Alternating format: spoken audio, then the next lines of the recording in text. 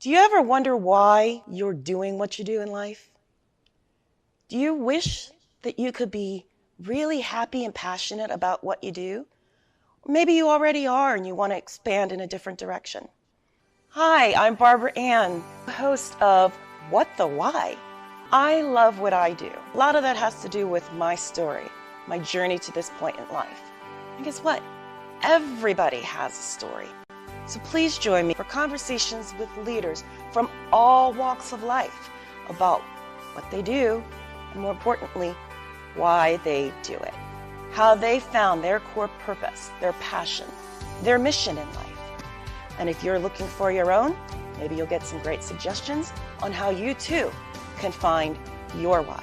Welcome back, everyone, to another episode of What the Why, the show that features conversations with diverse leaders from all walks of life about why we do what we do and how we figured out it's our purpose. If you're sick and tired of feeling sick and tired or feel stuck and want to get unstuck, whether that's in your job, your company, or even just your life, all of our guests have something in common with you. At some point, they felt similarly and they decided to do something about it. And today's guest is no exception. I'm super excited to introduce you to Stephanie Mearse. Stephanie maintains an active and growing online presence across multiple platforms, including LinkedIn, Facebook, Instagram, and podcast features, including this one. She's been featured on over 100 podcasts. I can't even say that. And 50 plus summits globally, along with media recognition on outlets such as MSN, Yahoo Finance. She's been in fintech publications.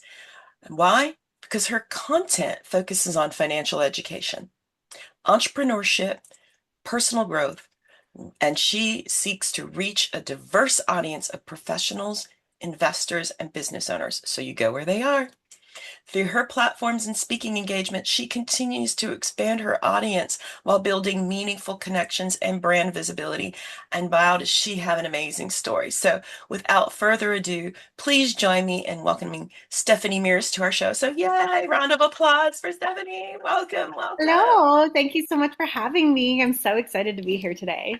Oh, me too, because it's been a minute since we actually first talked. Yes, And yes, And it's so, been crazy. welcome to our global audience. And so, we're everywhere. Shout out to the person in Bangladesh who literally just reached out to say, love what you're doing, please do more. Thought that was pretty cool. Wow, that's So, yes. amazing. So, hi, won't name you, but thank you for the shout out. And let's talk you now. Mhm. Because as anyone who's seen the show before knows, after reading the bio, we're always curious. Maybe you're doing what you thought you'd be doing when you grew up. My last guest did. When she was little, she actually wanted to be a CPA. That's pretty unique. It is. But let's find out. What did little Stephanie want to be when she was growing up?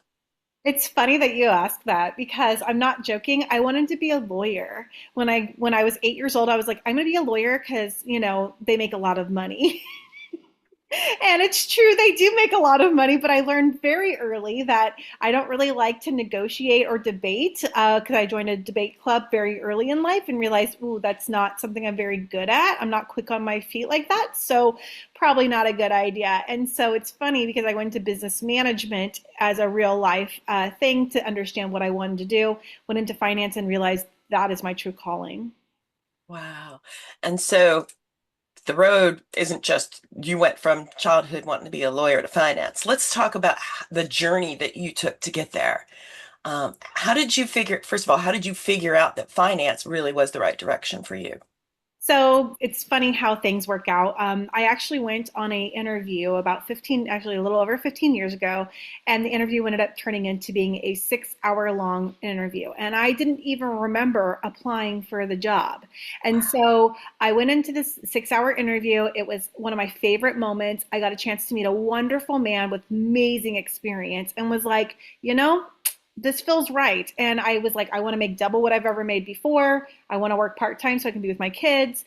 And it just worked out. And I've been doing it now for 15 years, realized, oh my gosh, I really love helping people make a difference in their lives. And this is a big deal. I mean, most people look at their lives and what are the most important things in their lives? It's faith, family, friends, finance, and their health, right? So that seems to be kind of the going thing, right? And so one of the things that I really was all about was, okay, I might be able to help out with their finance.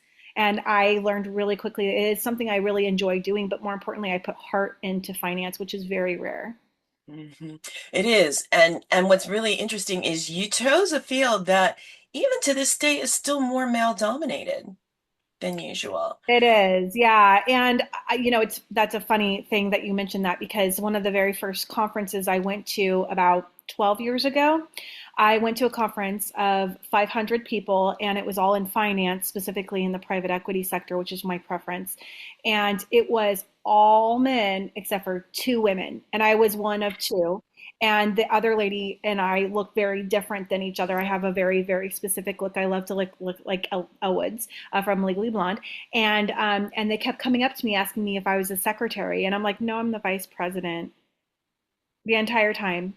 Oh, you gotta love bias. I know I mean, it's really. definitely interesting to say the least, but I Mhm. do feel very fortunate because it was a learning experience, and that's why I started to hire on not just women because I'm not biased in that sense, but I started hiring on more women to better understand.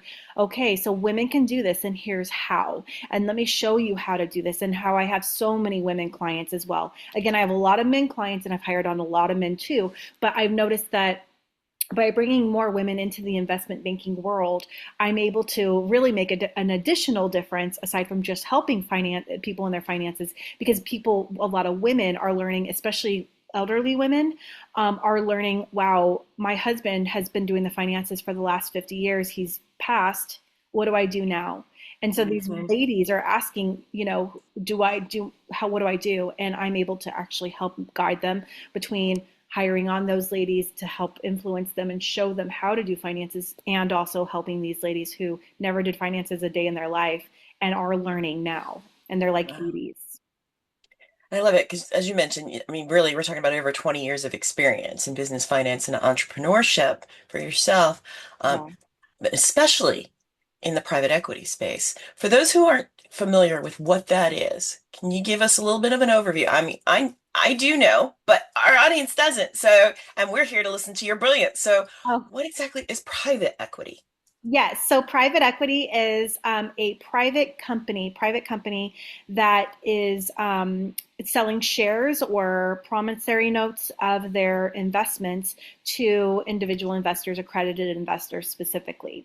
And one of the things that I primarily work in is those smaller companies, building them up to going into a merger acquisition, institutional purchase, and or going into an initial public offering, which is where most people see their investments. So a great example of this is a lot of people invested into SpaceX recently before it got onto the public markets. So that's just one of the examples of how a lot of private companies start with these smaller investors and work their way up to these large investments, which is usually an initial public offering or an institutional purchase or that merger buyout.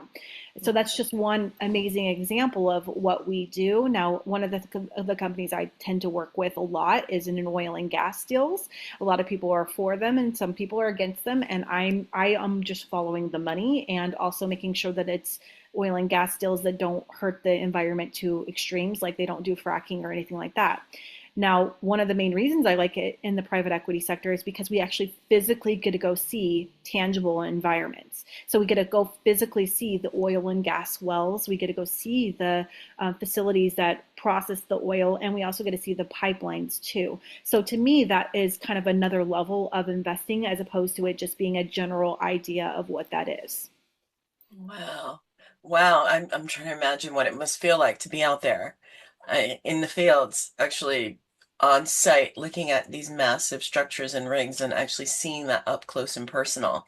It's always really fun to take selfies with them because they're not the prettiest things in the whole wide world, but I love to take selfies of them so that way I can say, hey, look, I was at this oil well and I was at this, oil processing facility. And it just not only represents, wow, a tangible item for me personally, it's representing those clients' investments as well. And to me, that's extremely important. Mhm. Now, it sounds like you had a really supportive initial first leader, but I imagine to your point, everybody thought you were the secretary in the room at a conference. Yeah. What are some of the challenges as a woman in this chosen industry, in terms of how you navigate it? Yeah, so that's a great question because a lot of women actually leave the industry because they're treated so negatively. And so, one of the reasons I've stayed in the industry as long as I have is one, for my heart, because I really do have a heart to help, and not a lot of people in the industry do. Mm, But more importantly, because there are so few women in the industry that actually really lead with their hearts, lead with their minds, but also knowing that we're women and women of influence and making a difference, that to me means the world. And so, what I've done differently than most women is that instead of saying, you know what, this is too hard, it's too much, because this man just took over the presidency position because he's a man, or because this man just said, no, I'm not going to do an account with you because you're a woman, or whatever those things are. I said, you know what? That's something to learn from. I just won't work with those people or work with that company. I will be working with these other companies that see my value for who I actually am, as opposed to the fact that I'm just a woman. hmm. Which is awesome. And that you recognize that that's not about you, that's about them. Exactly. To the extent you can talk about, what's one or two of your favorite success stories that you've assisted along the way? Yeah, I've been really fortunate in very, very different successful ways. One is in portfolio management. I can't go into details a lot, Right. unfortunately, but portfolio management in the private equity sector and investment banking has been able to develop many retirees and also in millionaires at the same time, which I'm very fortunate to be a part of. I honestly just followed success. I went to my mentor. My mentor was a millionaire by the time he was 30, and retired for 2 weeks, got bored, and went back to work, and now still works at like 75 years old. He loves what he does. And I just followed success. He became a millionaire. I became a millionaire before I was 35, and ultimately, I just followed those cookies to get to success. And so that has been really fortunate. I've also been very fortunate in my consulting world in helping people create businesses and become multi-million dollar companies. And I feel very fortunate that I've been a part of so many people's stories, but more importantly, that I've been able to be a baseline to understanding that next step for them. Mhm. And I think that you're being a little humble when you say businesses in general, 'cause I know you've launched and scaled over 40 Yeah, directly. yeah, And yeah. so, you know, where does one find the energy to do all of that and be a spouse and have children and be active in their lives? Because you were clear from the beginning that that's also a big part of your priority. That's why you only wanted to do it part-time initially. Exactly, exactly. So, yeah, my children are definitely my number one in my life. My husband, of course, and my faith is also very important to me. But I do tend to have a lot of energy. I have ADHD, and I consider it a superpower. And with my ADHD, which I've always had a crazy amount of energy. Either I use it in a positive way or it goes negative. And so I chose to use it in a positive way at a very young age, learning, okay, so if I stay active in positive ways, like writing books, being on podcasts, working, those type of things, I keep myself out of trouble. Not that I ever want to get into trouble, but for some reason that energy just, it's going to go one way or another, and I want it to go the positive way. So I've been very fortunate to learn, okay, well, what are different things that I want to do in my life? And that bucket list has really helped me and guide me in the ways that I wanted to go. And that includes writing all these books, and I'm on my next book, and all of these other things. And so that massive amount of energy, which again, I consider ADHD as a superpower, and my daughter has it pretty massively too. And I'm trying to show her how that can be such a positive. Um, Yes. you know, for me, that has made it to where I'm capable of juggling so many different things. Now, as I've gotten older, now that I am in my 40s, I have learned very quickly that I can't juggle as much as I used to, but my knowledge base is far more than ever before. And so I still want to do everything that I want to do, but scale back on the things that aren't necessary anymore. You get to be more selective, Exactly. which is awesome. And yes, I fully agree with you for many reasons that we can always talk about in another podcast. But yes, especially ADD, ADHD shows up very differently in everybody, and especially in women, which is one Mhm. of the reasons why it's becoming more increasingly recognized, because they didn't know how to recognize it before. And I Nope. agree. What in fact, I would argue that it is a superpower, and that the majority of people are actually neurodiverse, and the exception is neurotypical, just because of the way humans evolved and the things that we did and who specialized in Yes, what. yes, You know, thousand with percent. so I love that you channeled yours um, into helping individuals and families build long-term wealth. And that includes the educational component.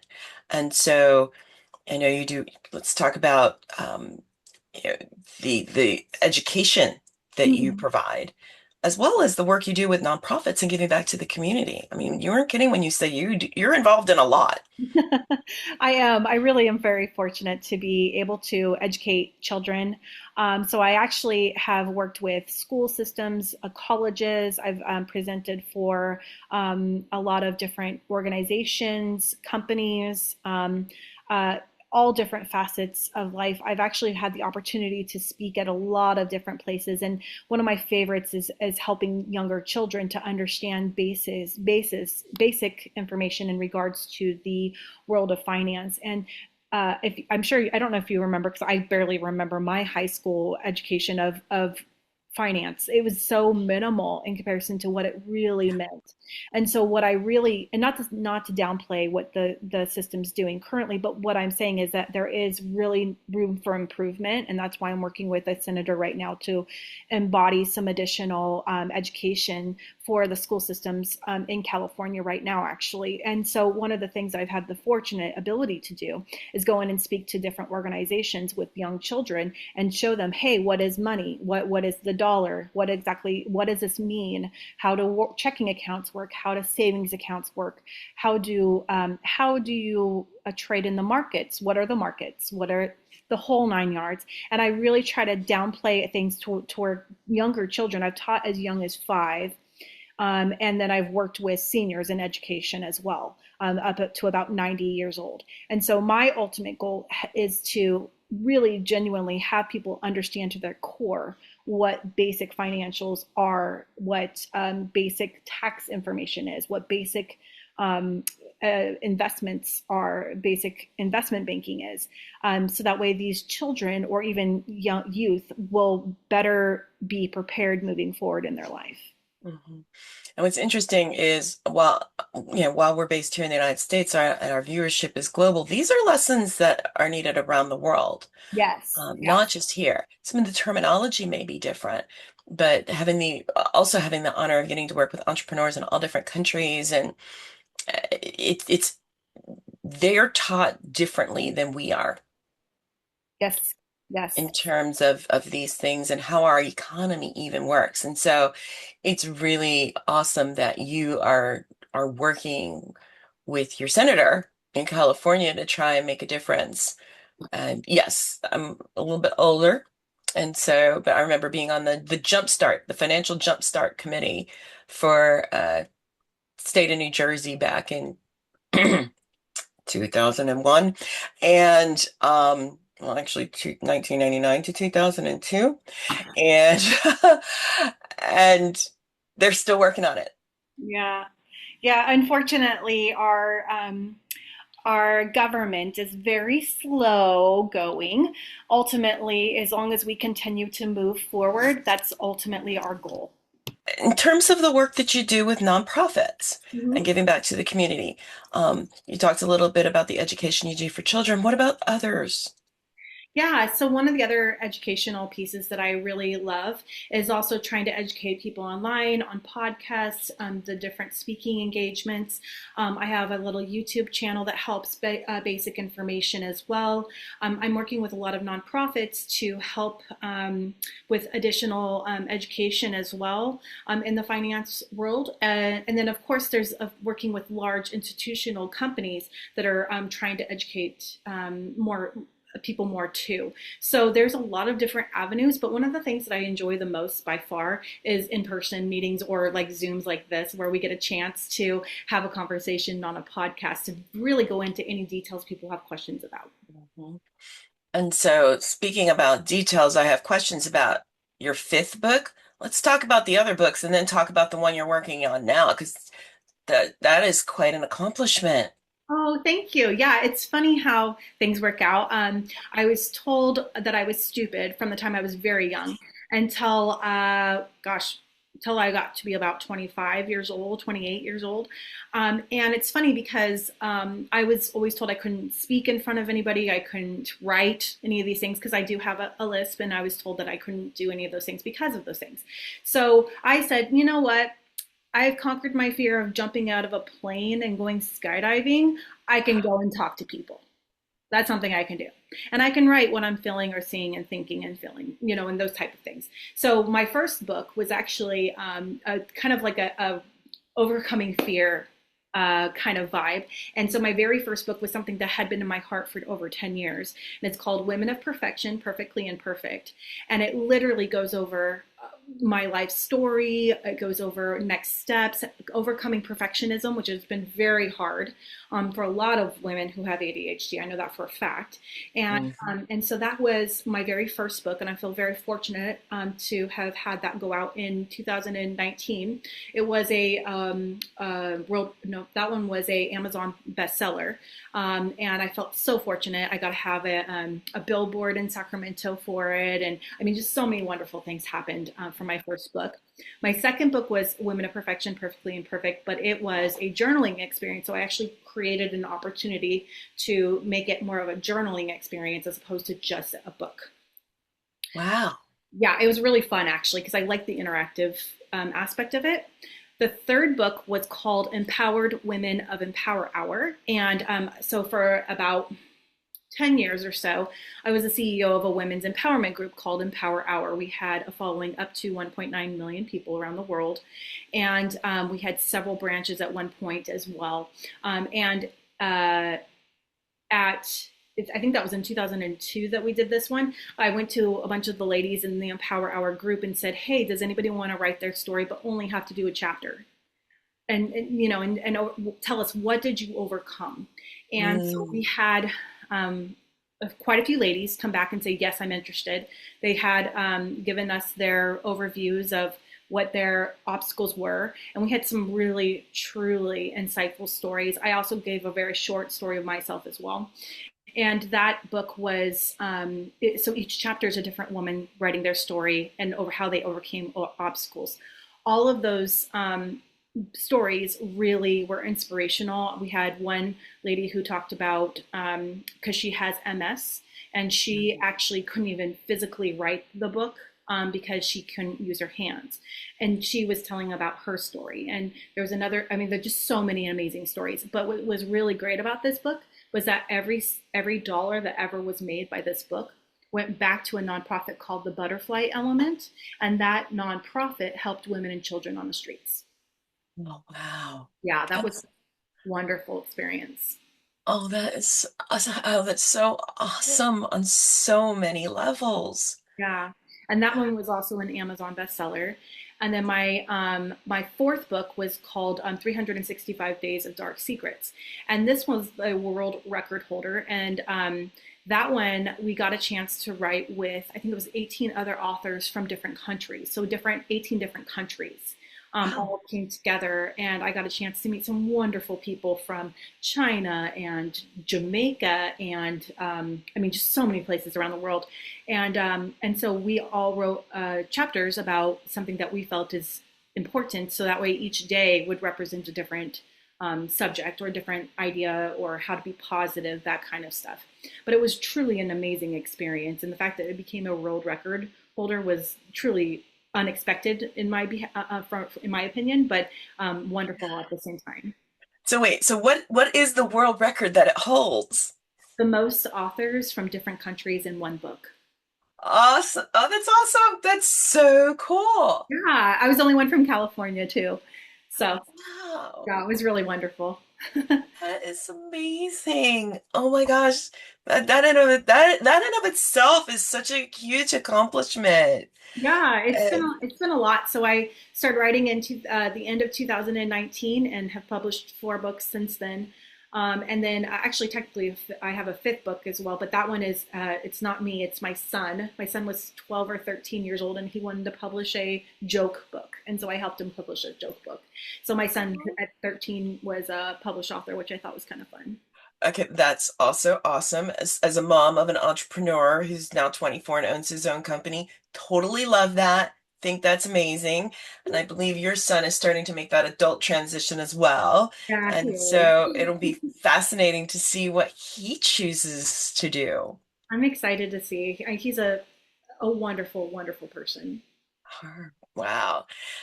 But now, so that was your fifth book, but that wasn't yours, but you're working on your fifth book. I'm working on my fifth book that I actually wrote. It's all about spirituality and the flow of money and understanding the flow of money in a way that's very unique to most people because a lot of people see money as evil. A lot of is known as the root of all evil, and people who see it that way usually don't have a lot of money. And so one of my goals is to explain this kind of unique experience that I've had with the flow of money, and my book is going to be called the Flow of Life, Mhm. and I'm working on it. We'll see where it should be coming out in the next 6 months to a year max. But I'm kind of excited about starting it. And what's funny is every single book I've ever written, I've always, it just kind of comes to me. I get it out and it's amazing. I've written an entire book in one day. Wow. It just kind of came to me. You know what? And I really want to point out how important this is because, to your point, most people use the phrase money is the root of all evil. That's not the actual phrase. It's the love of money is the root of all evil. And so there's a disconnect there that people don't understand. You can have very little, but be so in love with it that it gets in your way. And you can have a lot and still be very blessed and have an abundant life. Mhm. And so kudos to you for taking that on and helping to clarify that because a lot of people really don't understand that. Actually, they don't understand a lot of things get changed over time, but it's not about the money, it's the love of money as opposed to the power and the flow of what you do with that money, which Exactly. is how you use it. And now abundance really truly flows. So that's awesome. Yeah. So when is that book coming? I'm hoping to be done with it in the next 6 months to a year max. It really depends on when the flow comes to me. Literally, I wrote 4 chapters in a night the other day. I Yeah, was like, hey, I feel that. That's what I'm hearing. And then I just type out everything. And then, of course, I have to make it all pretty. But essentially, as things come and flow, it may be faster, but essentially, I just am not pushing anything too far because I've had this idea for quite some time and it finally kind of came through. So, that is so awesome. yeah. So as you move forward, there's a lot of people who are listening, and whether that is they're thinking about entrepreneurship, they want to learn more from a financial education standpoint, or maybe they even are exploring, you know, financial opportunities, whether it's to become an investor or to seek private equity. I have an audience. I do a lot of work in the founder funder community. Um, it, Feel free to pick or address any one of those groups, either on a larger scale or on a more direct scale. Um, what advice would you have, let's say, for someone who's seeking financial education? Absolutely. So, financial education, we're very fortunate in this day and age to have a lot of information come our direction. The disadvantage, in my opinion, is that there's a lot of information that's not necessarily what's the right fit for you. Yeah. And so, it is my opinion or my thought is, for me at least, is the person who's speaking, the person that's writing that book, that person that is speaking physically at whatever event you're at, do they seem like the right fit for being a part of your life? Do they seem like they have the right heart to be in your life? Do they seem like the right personality to be in your life? And then if they seem like the right fit, you're resonating with that person, then listen to that. And they will help guide you in the way that you're needing to be in because each and every person have very different opinions. Some people don't like me because I'm overly peppy, and other people love me because I'm peppy. And I'm okay either way, but each person has different ways of that they want. So for the people who are like me and love that energy and positive and next level stuff, I am a huge fan of teaching myself personally. Please come check me out at the stephaniemearse.com. I also am I love a lot of other really big names too, like Tony Robbins and others. But they all have very different perspectives. So it's all about figuring out what is your right fit and understanding how that fits with your life. Yeah. I always say there's a reason why McDonald's and Burger King and Taco Bell and high-end restaurants can all exist in a cluster. It's because there's different things for different people, and what works for one may not work for somebody else. And what's interesting is the advice you gave really has a level of applicability, whether it's somebody who wants to get into private equity or someone who's exploring seeking private equity. Mhm. Absolutely. Absolutely. And seeking private equity is always interesting too. I've worked with a lot of small companies that are needing assets and needing more additional funds. And that's actually a completely different world than somebody who's investing into the private equity. And being a liaison for both has actually been very rewarding experience. That's awesome. So, believe it or not, our half hour's winding down. Oh my gosh. I know it really it goes so fast, and but it leaves our audience wanting more, just in case, so we can bring you back for your fifth book and talk more about that, and who knows what future world records you may break. For those who want to reach you, of course, for all of you watching, Stephanie's information is going to be included in the bio and comment section wherever you are accessing this show, either on through audio or on video. But for those who maybe are listening audio now and want to know right up front, what is the best way for people to find you? Absolutely. The easiest way to find me for any of the different avenues is my stephaniemearse.com website. That's going to be by far the easiest way because there's so many different avenues you could be reaching me at. Alternatively, you're also welcome to set up a link with me on Calendly as well, which I can happily send that over to you guys if you have additional questions. I'm all about trying to be accessible, but within the correct availability. And so my ultimate goal is to help everywhere I can and anyone I can. Unfortunately, I can't help the entire world right this second, but it will get there. Mhm. Yeah, and I also imagine you can search for her on any one of the 100 podcasts and 50 summits that have recordings available that she has appeared at, and there's probably clips of her out there. When in doubt, Google Stephanie Mearse. But thank you so much. I really have been looking forward to this, and because this is a really important topic for all people, but it's really especially powerful for women to Mhm. see other women who are on this road less taken. Mhm. And Absolutely. so thank you so much for your time, sharing your intellectual brilliance with all of our listeners and viewers. Absolutely. And for all of you who are listening on or watching, wherever you are, we really, really value and appreciate the fact that you chose to spend your time with us. You have so many viewing choices to watch. And so the fact that you chose us is really valuable to us, and it's not lost on us in any way, shape, or form. And if you're finding benefit from guests like Stephanie and our other guests, please share us, tell others about it so that they can find benefit as well.